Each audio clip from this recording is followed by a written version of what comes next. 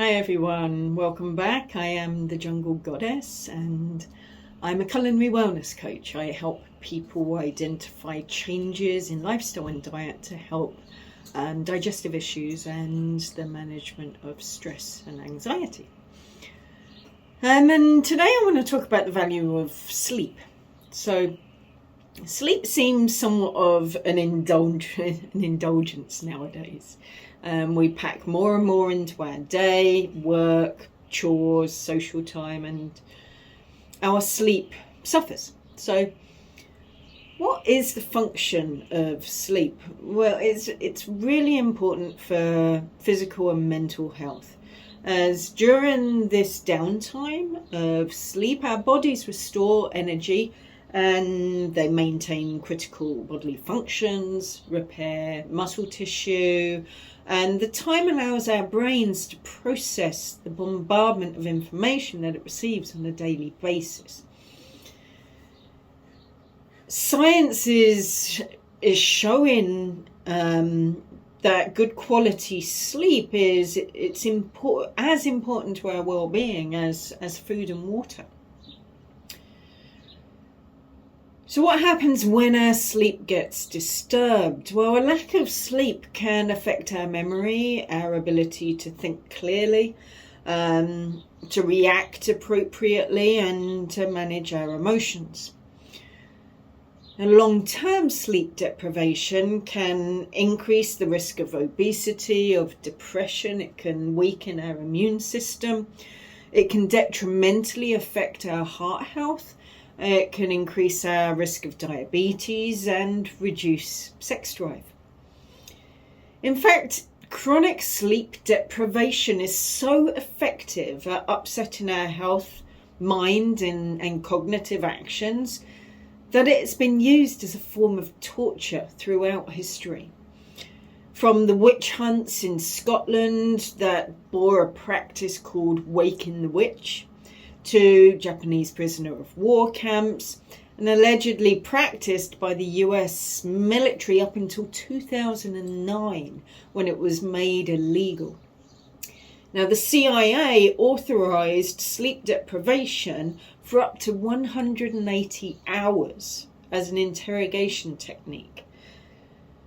They said that up to 48 hours was very effective and was considered standard procedure, while over 48 hours was considered an enhanced interrogation technique. So really for those who were very resistant. But up to 180 hours. So that just shows the impact that how effective sleep deprivation can be. So what's the ideal amount of sleep? Well, really, it depends on age. We'll say 7 to 9 hours, but the younger that you are, the more sleep that you tend to need. Now, babies sleep up to around 17 hours a day, and we need less and less throughout our lives. And for the over 65s, 7 to 8 hours is the average of what you need. But there's many factors that affect how much sleep we need, like the quality of sleep, and your genetics play a big role. So quality of sleep is really important. You need to have sound sleep, and there's many different sleep disorders that can disrupt your sleep patterns. And what they do, they prevent you from reaching the critical stages of sleep. We have light sleep, we have deep sleep, we have REM sleep. And some of these conditions include insomnia, sleep apnea, narcolepsy, restless leg syndrome, and certain parasomnias. So that would be like nightmares and sleepwalking. So the amount of hours that you spend in your bed is not enough. You need sound quality sleep. Now, around 1/3 of adults are believed to experience the symptoms of insomnia. So I'm sure that plenty of you suffer the effects of sleep deprivation. So what can you do about it? Well, it really depends on the depth of the problem. So if you have short-term sleep problems, they might be you may be able to treat them with certain lifestyle changes, like getting plenty of sunlight during the day. Don't drink caffeine after 2 o'clock in the afternoon. Avoid long daytime naps. Keep any naps that you have to less than 20 minutes. Keep consistent sleep and wake times. Get a pattern, a habit. Avoid alcohol. Make sure that where you sleep is relaxing and welcoming. Temperature is important. You really want your bedroom to be cool, around 20 degrees. Don't eat late, because an active digestive system can affect your sleep patterns. And take the time to retire early and start relaxing. So, like getting ready to sleep, reading a book, or meditating, journaling. Try and leave your electronics outside of the bedroom. If you have to have them, then turn off your notifications.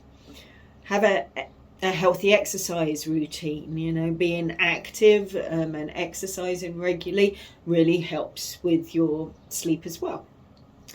There's also some practices that you can try: meditation, breathing techniques. I'll put a couple of links to some of my other videos that can help you with these. And there's certain natural sleep aids that you can take. Melatonin, for example. Melatonin, it's actually a hormone that helps to regulate your sleep and wake cycle. So if you have trouble getting to sleep or sleeping at the wrong times, then melatonin might help you get that night and day balance back again. There's many different herbs that you can try, such as valerian. Passion flower is one that I use on a regular basis. If you live in the tropics, then find a plant called tilo. Lavender is really good, chamomile, and hops.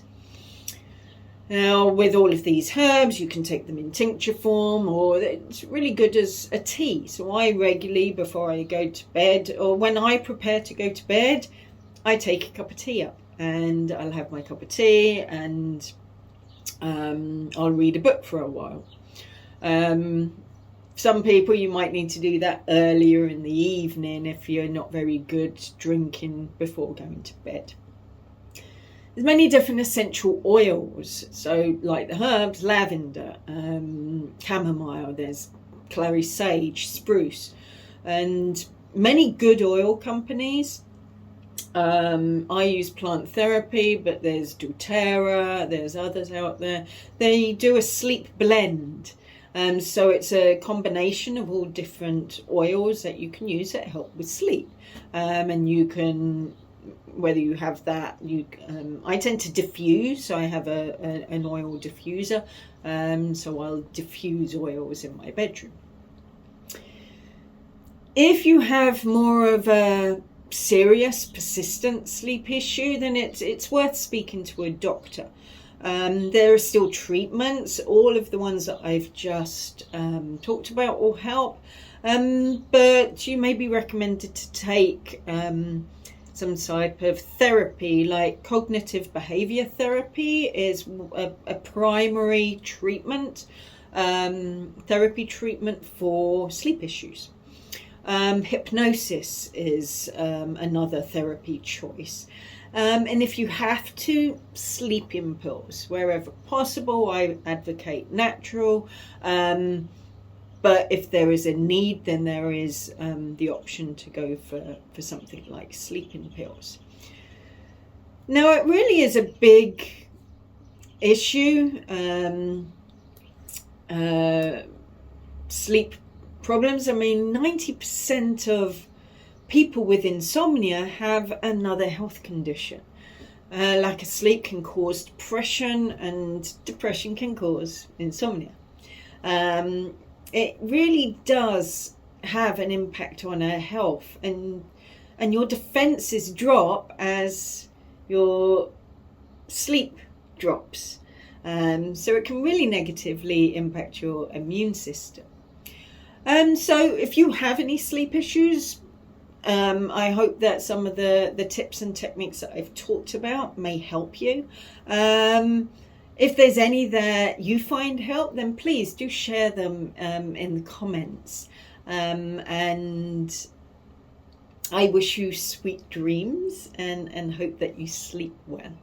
I'll see you next time. All right, bye.